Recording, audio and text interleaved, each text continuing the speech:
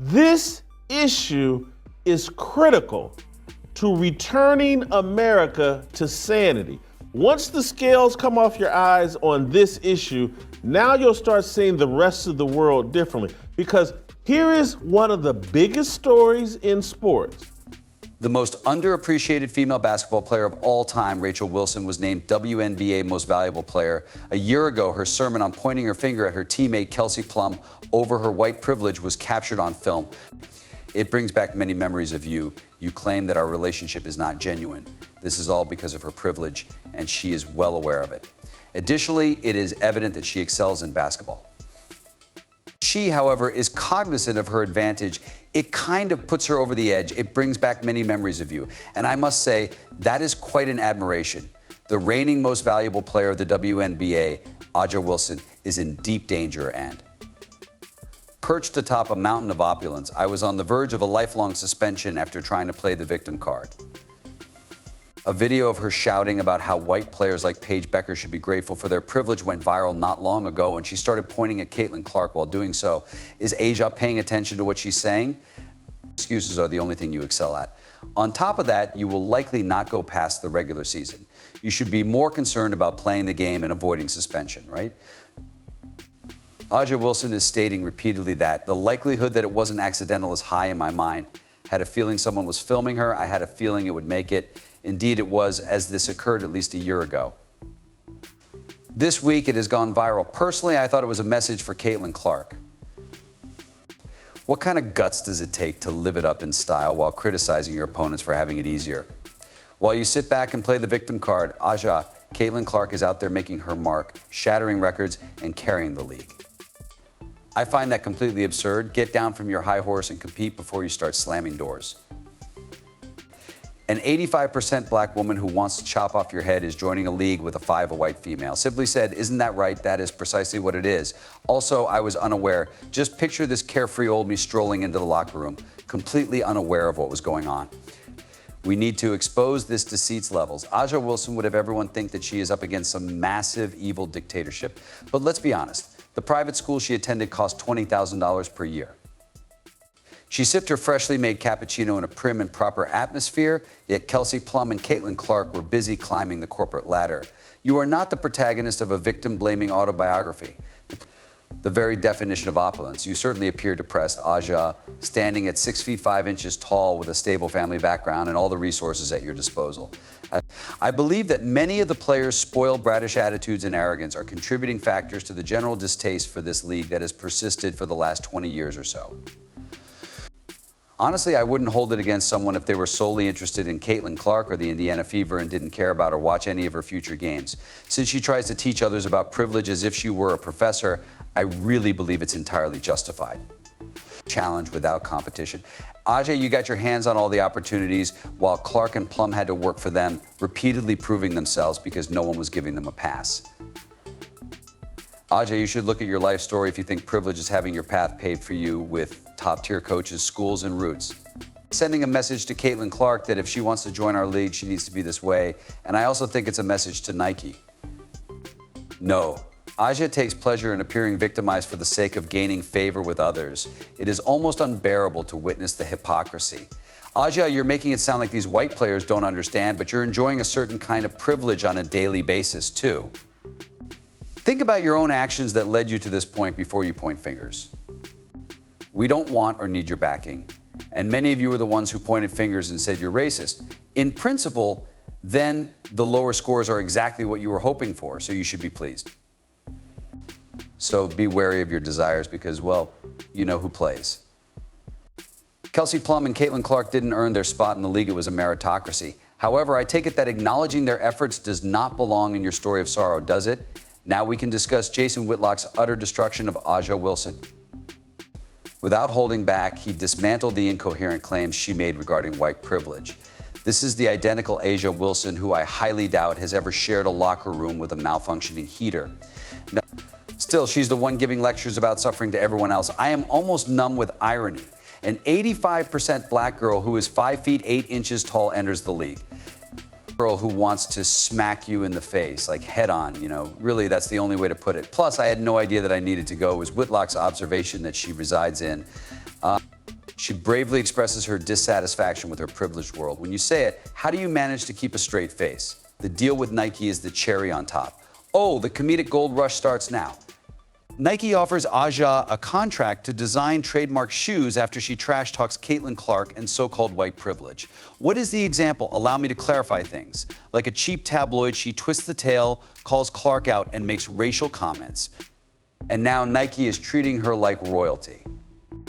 Nike has signed Aja Wilson to a line of exclusive shoes and apparel. Her shoe will be a complete bust. Absolute silence. But in an effort to appease Aja Wilson, Don Staley, and the entire BLM crowd, Nike is going to extreme lengths. First, we need to market Aja.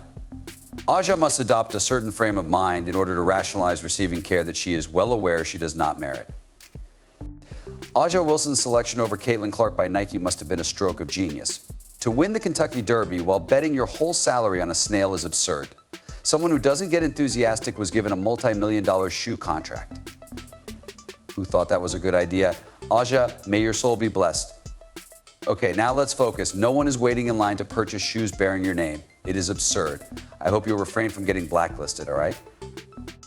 Aja must adopt a certain frame of mind in order to rationalize receiving care that she is well aware she does not merit.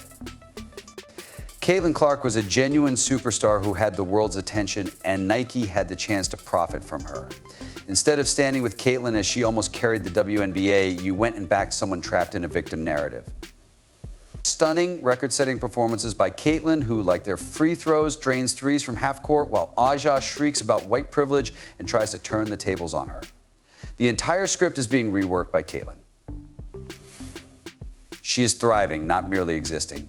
As true admirers, those who appreciate talent, flocked around Caitlin. It was nearly comical to watch Aja attempt to appear contemporary. There are many different kinds of people who root for Caitlin and encourage her on.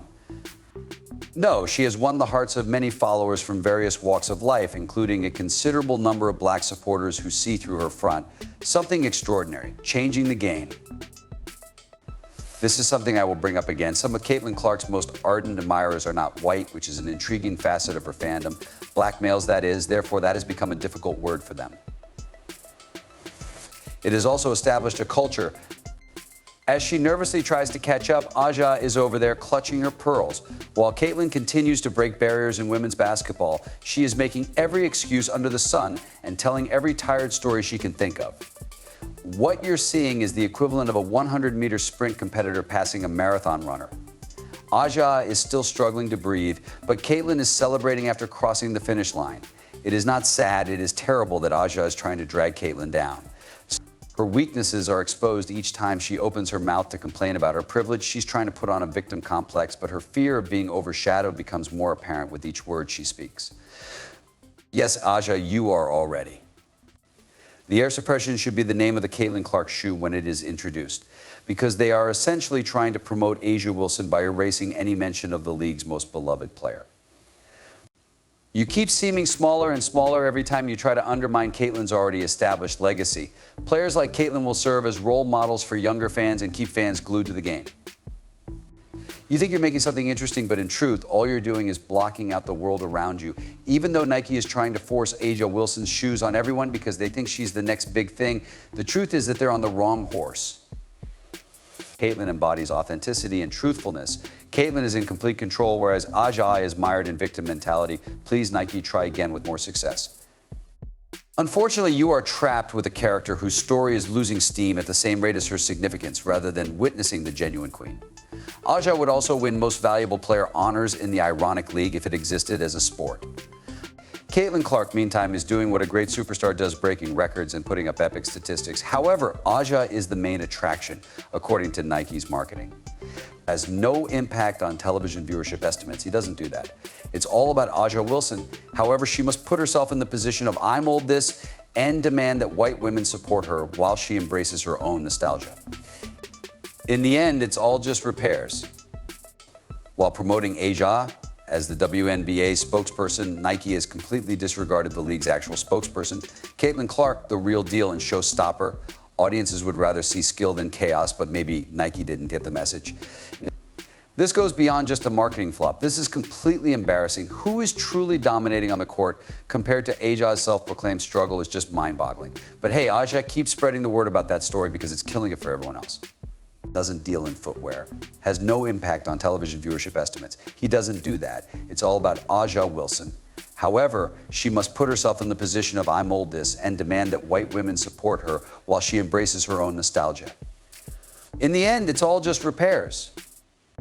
Aja is out there complaining and causing trouble because she wants to be relevant, while Caitlin Clark is busy making history and setting records. Massive audiences the size of which you can only imagine are gravitating toward her. Aja only had 900,000 viewers for her games compared to 1.8 million for Caitlin. You can't fool the numbers, and they're decidedly not on your side, Aja. As you gripe about your advantages, Caitlin Clark proves she's the real deal and everyone wants to see her perform. I think Caitlin Clark had 1.8 million viewers on an NFL Sunday 2 Sundays ago. On Sunday, the Aces Liberty game featuring Aja Wilson got 900,000 viewers, according to NFL statistics. I was wrong. That's 300,000 more. In my opinion, it should fall to about 600,000.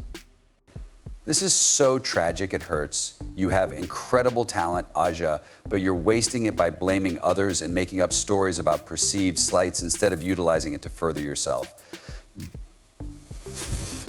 Maybe if you stopped trying to be the victim and started acting like a leader on the field, people would talk about how good you were instead of your gripes.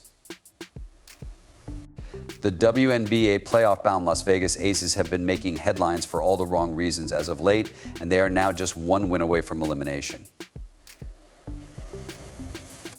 Not her race, but Caitlin Clark's ability to turn heads on the basketball floor is what has brought her so much acclaim. As all this is happening, you're crossing your arms and shouting into the wind in the hopes that someone will believe your tale and that you'll win another championship, which is looking less and less likely, isn't it? After their most recent loss to the Liberty, Coach Becky Hammon spoke candidly about her team's performance and the impact of being down 2-0. At that very moment, what are you communicating to your team? It's worth noting that they are the reigning champs twice. This is a group that is clearly well-versed in its mission. In contrast to the 22nd and 23rd playoffs, why isn't this happening on this? We haven't had the upper hand, to be honest. Just last month, we stumbled onto it. Even though it felt strange at the beginning, I think we've made a lot of progress. Realistically, this is why 3 strikes are. For the past 8 months, the entire league has been fuming. And all of a sudden, you stop caring because my players are appearing in ads and being famous. Due to such, it is difficult. She's absolutely insane for blaming her squad and claiming that her players' fame and commercial appearances are to blame for their. Behold this piece of advice. Before you lecture other people about privilege, check your own privilege. Even when you're sitting pretty and making the most of your position and abilities, you carry on as if nothing is going wrong. The situation is nearly comical. No one is looking down on you because they can't relate to your problems. Because they are able to see through your act, they're rolling their eyes. Think about showcasing your skills instead of depending on your out-of-date story.